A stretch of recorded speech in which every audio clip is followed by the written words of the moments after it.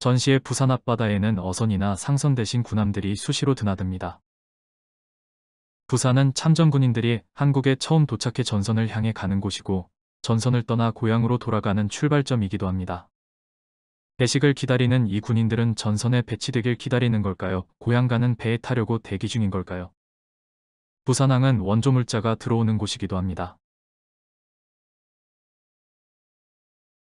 이곳에서 일자리를 구한 사람들도 있습니다. 부두 노동조합과 외무부 부산 출장소가 나란히 자리 잡았습니다. 외무부 출장소는 1949년에 인천과 부산에 설치됐습니다. 전선이 부산까지는 내려오지 않아서인지 부산역이 무사히 남아 있습니다. 겨울이 되자 불조심하자는 현수막이 걸려 있는데 부산 역사는 이듬해 11월에 화재로 무너지고 맙니다. 부산역은 69년에 가서야 현재 위치에 다시 세워졌지요. 워낙 밀집도가 높은 데다 시설이 열악한 탓인지 피난지 부산에는 크고 작은 화재가 끊이지 않았습니다. 시청 앞 건물에 불이 났나 봅니다. 군인들이 소방차를 끌고 와서 불을 끄고 있네요. 불 구경하는 사람의 전차에 거리가 북새통입니다. 전차 오른쪽으로 시청 건물이고 왼쪽 건물은 1917년 개업했다가 광복 후 소멸된 옛 미나카이 백화점 건물입니다. 전쟁 중에는 육군병원이었고 67년부터는 부산상공회의소로 87년부터는 시청별관으로 쓰이다가 98년 롯데백화점을 지을 때 철거됐습니다. 아이젠하워 장군 방한 환영탑이 서 있는데 아이젠하워를 반기는 환영탑은 부산뿐 아니라 전국 곳곳에 세워졌었지요. 아이젠하워는 52년 11월 대선에서 승리한 뒤 당선자 신분으로 한국을 방문했습니다. 대선에 출마했을 때 한국전을 끝내겠다는 공약을 내세웠고 당선 뒤 한국을 방문했을 때 전쟁을 더 이상 확대시키지 않겠다는 의사를 분명히 했지요. 52년 겨울에 당선자 신분으로 한국을 방문했던 아이젠하워는 재임 중이던 60년에 다시 한번 대통령 신분으로 한국을 방문했습니다. 1952년에는 우리나라에서도 두 가지 선거가 있었습니다.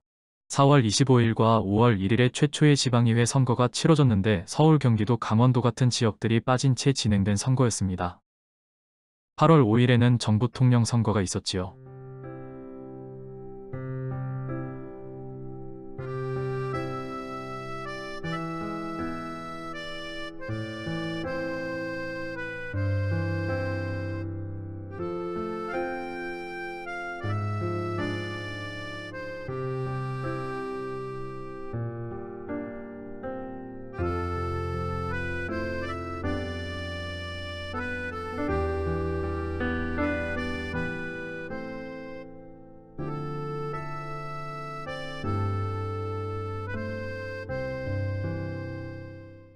군악대를 앞세운 이 퍼레이드는 헬싱키 하계올림픽에 참가했던 선수단을 환영하는 행사입니다.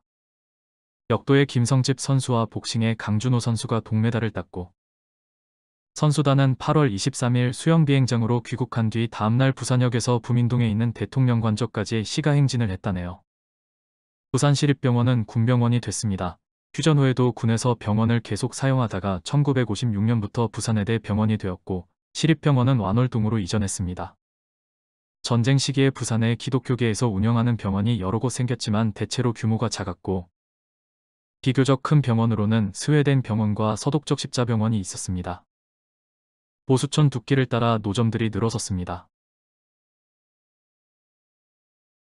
하천 바로 옆에는 피란민들이 자리를 잡았네요. 비라도 많이 내리면 잠길 위험이 있지만 갈 곳 없는 피란민으로서는 이마저도 아쉬운 형편입니다.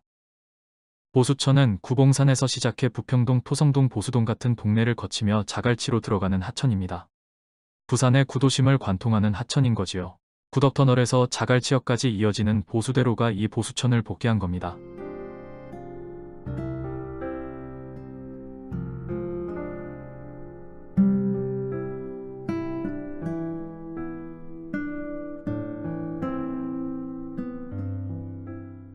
보수천 동쪽 부평동과 신창동, 창선동 일대에는 부평시장과 국제시장이 자리 잡았습니다. 국제시장과 부평깡통시장은 워낙 가까이 붙어 있어서 구역을 딱 나누기가 쉽지 않습니다.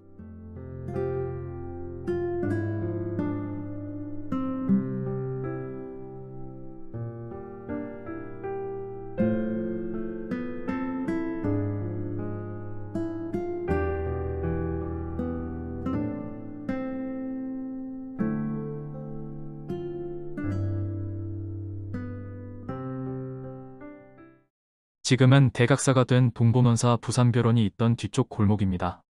동본원사 부산별원은 1877년 설립된 일본 정토진종의 사찰인데 부산에서 신도수가 가장 많았다고 합니다. 해방 후 한국 정부에 귀속됐다가 50년대에 불탄 것을 69년에 재건하며 대각사라 했습니다. 시장이 계속 커지다 보니 절이 시장 안에 자리 잡은 모양새가 됐네요.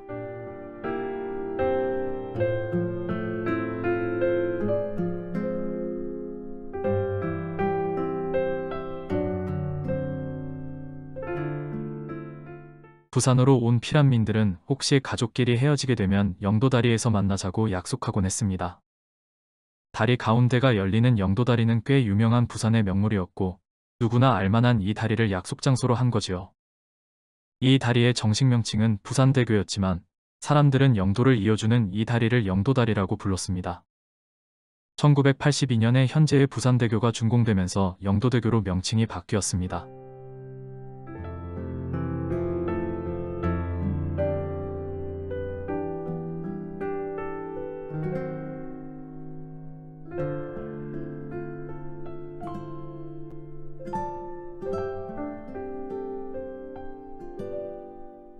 영성고개에서 부산역 일대가 내려다 보입니다.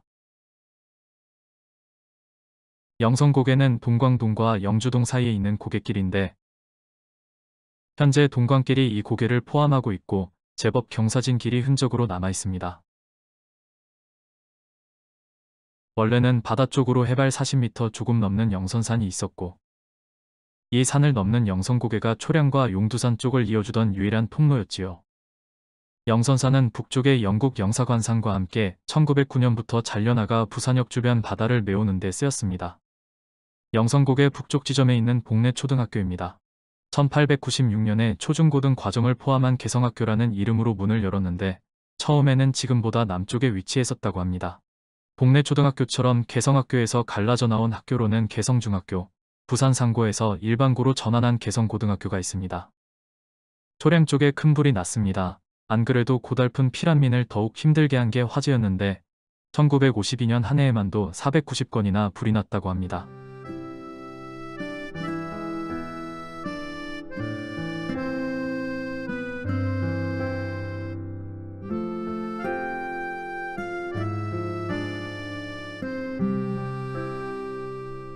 조선방직 근처에 있는 군부대라는데 그러면 현재 미군의 55보급창일까요?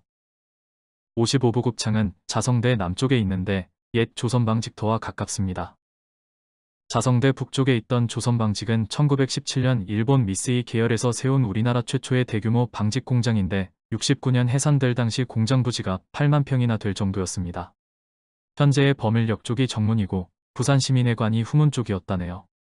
자성대 서쪽에 있는 부산진시장의 노점이 잔뜩 늘어섰습니다. 지금 부산진시장은 원단과 혼수 전문 시장으로 유명한데 조선방직의 영향으로 보고 있습니다. 부산진시장 가까운 철로면 경부선 철길일 텐데 철로 위 기차와 행인들이 뒤섞여 있네요. 철도공작창은 철도 차량을 조립하고 제작하고 수선하거나 정비하는 공장으로 지금은 철도 차량 정비단이라고 합니다. 경부선 개통 직전인 1904년에 초량기계공장이라는 이름으로 처음 세워졌다가 1930년에 범천동 현재 위치로 옮겼습니다. 이때 우리나라 열차는 증기기관차였던지라 성능이 별로 좋지 않아서 유엔군들이 불편을 겪었다네요. 그래서 51년에 디젤 전기기관차를 들여와서 사용했는데 전후에 4대를 기증받았고 그중 한 대가 차량정비단에 남아있습니다. 부산시민공원 자리에 있던 하야리아 부대입니다. 유엔의 한국재건단과 통일부흥위원회 같은 기구들도 이 부대 안에 있었다네요. 1930년 경마장이 조성됐다가 만주사변과 태평양전쟁 때 일본군 병참기지가 됐고 해방 이후에는 미군이 주둔했습니다. 휴전 후에도 부산 시내 한가운데 군부대가 계속 남아있다가 90년대부터 시민들의 반환운동이 이어진 끝에 2006년 부산시가 돌려받아 시민공원을 조성했는데 옛 시설물 중 일부는 역사를 기억한다는 의미에서 남겨두었습니다.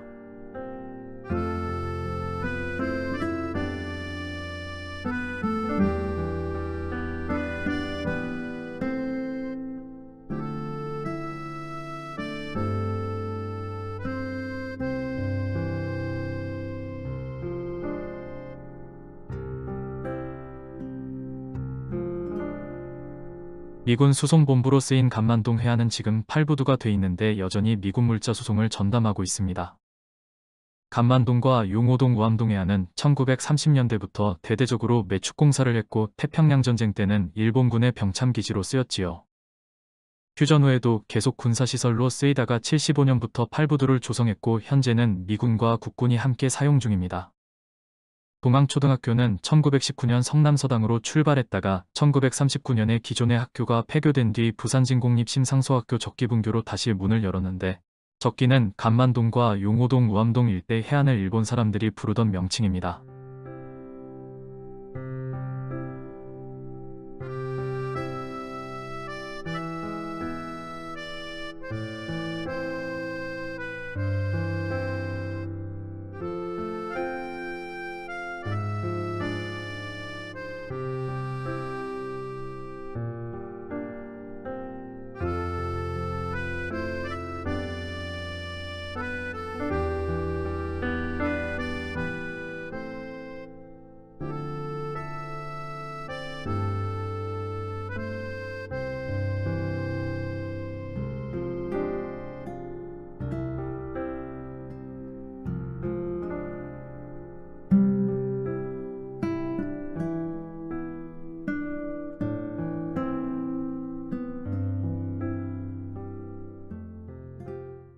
수영강하고 현재 센텀시티 마린시티가 있는 곳으로 수영 비행장이 보입니다. 1940년부터 일본군 공항으로 건설됐고 48년에 국적항공사에서 최초로 민간항공 운송을 시작했다가 전쟁 중 다시 군공항이 됐습니다.